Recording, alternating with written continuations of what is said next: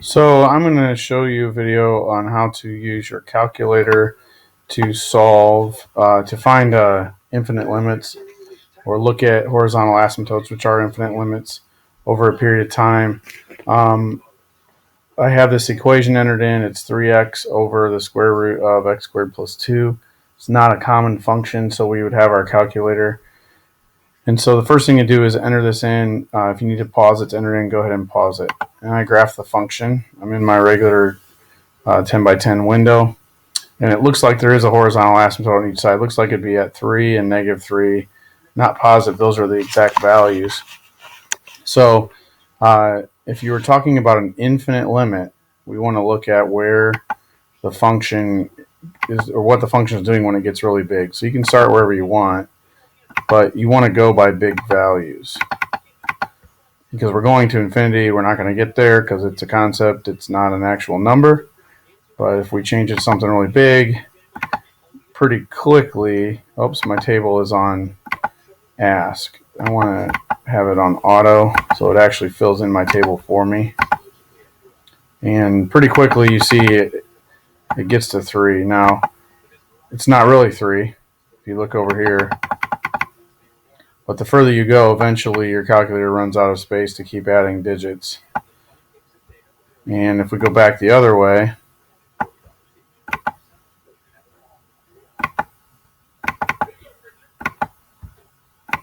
and go really small,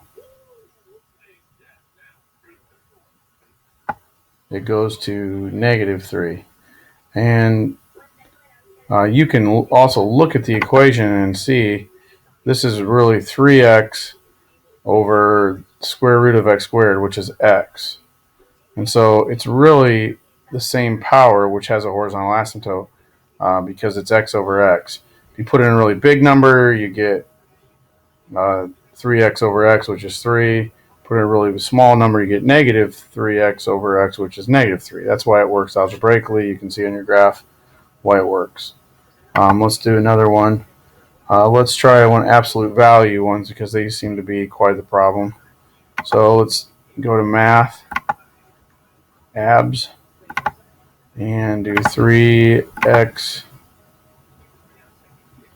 plus 2 over x minus 2. I'm just taking a problem. And if we look at this value, the numerator is always going to be positive because it's absolute value. So we're going to have a positive number. If you think about where important things are at, when the denominator is 2, it's undefined. And so you want to think about what happens on either side of this function. And could you do it without a calculator? Probably. But we know something's happening at 2. So let's just look at it. Not a typical function for what we're seeing. But you see it comes in kind of weird. It gets, as it approaches negative, or it approaches 2, it gets really negative. That's because the closer and closer and closer you get to 2, the lower it's going to go.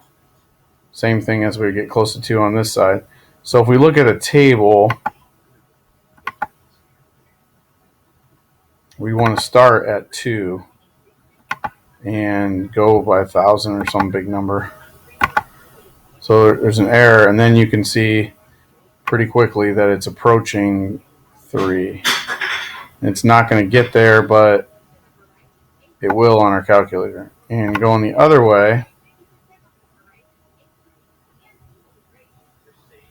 back to 0, it's approaching negative 3. So similar looking function as the last one, just a different equation.